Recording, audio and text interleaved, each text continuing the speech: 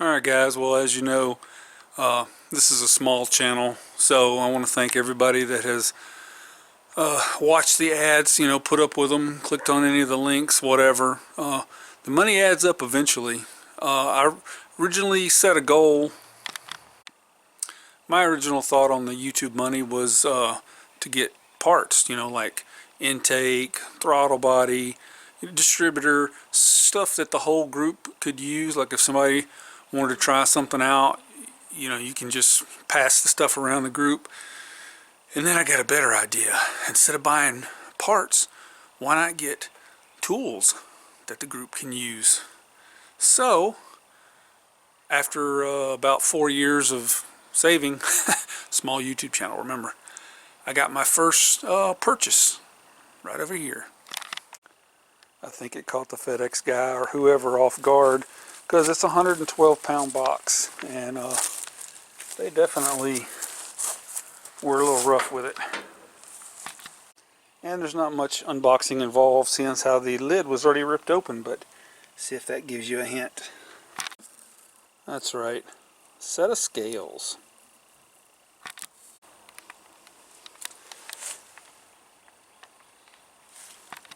Hopefully these pads will last a long time. They're billet, so they're nice, and they're heavy. Another reason why this box was 112 pounds. Alright, here's race weight. And there's still all kind of stuff I can take off this car, so I'm pleased as this is a starting out weight. It's also lighter than my GTO was. Parts that I can replace with fiberglass, and it's got quite a bit of gas in it. So, well, I'm really excited about what we're going to be able to do with this. Take it to the track. We'll have actual race weights. None of this guessing. And well, I got these different tires on. And oh yeah, speaking of that, that's not with my slicks on either, so it'll be a little lighter than that too. We'll find out first trip to the track, I guess. So basically, as it sits right now, McNugget's about 500 pounds lighter than this thing with me in both cars. That's just the car weight difference. My wife couldn't understand why I was so excited about getting scales just to weigh the car. I said, every racer wants to know what their car weighs. It's neat. I've always wanted a set. Thought, why not? It's perfect time. In the past, I've always had to go to the dump or truck scales, or the time I weighed my GTO, a buddy actually had some scales, but he moved away, so now we got some. Can't remember what all I updated on this thing, but I put new shackles, all poly bushings. It's got new leaf springs. It's got some drag shocks. It's got the quick performance 9-inch. It's got some Caltrack bars, aluminum drive shaft. Like a dummy, I forgot to paint the center part, so now it's got surface rust on it. I'm going to have to clean that off and repaint it. But so the drive line is ready for some drag strip fun, and I finally got a set of slicks for it. So. Oh yeah, and new U-bolts, the bottom mounting plates. I mean, everything's new, suspension wise, in the back. And I got the shocks relocated with a shock bar, so now they're not mounted in the trunk floor where they'll rip loose eventually, like all Tri-5s have a problem with. New drive shaft for the 55. 2.5 pounds lighter than the stock and way stronger.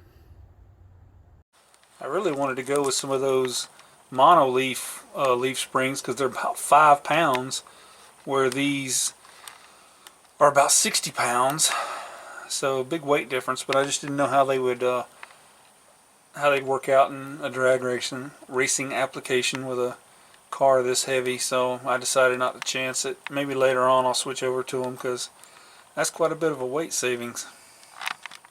I'm definitely excited about the weight savings this car that I have to look forward to with this car.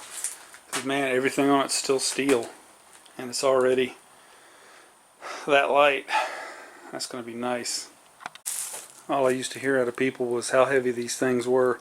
Oh, it's probably 3,600 pounds.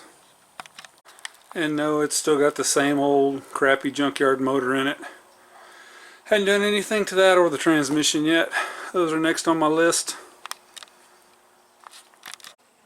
I know it's a little hard to read, but when I found this last year, I knew I wasn't going to be in too bad a shape when it came to the weight of the vehicle.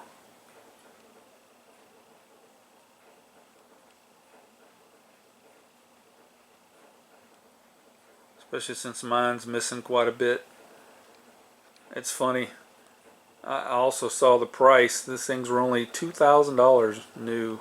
Of course, the other models, varied in prices, but my particular one.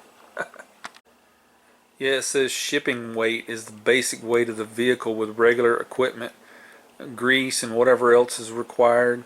Does not include gas or water weight.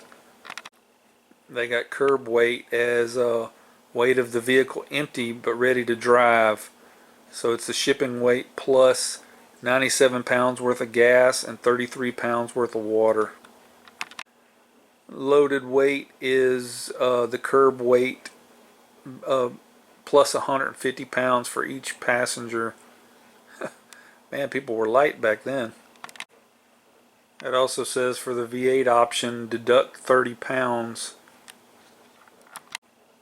All models equipped with automatic transmissions have the letter P beside them.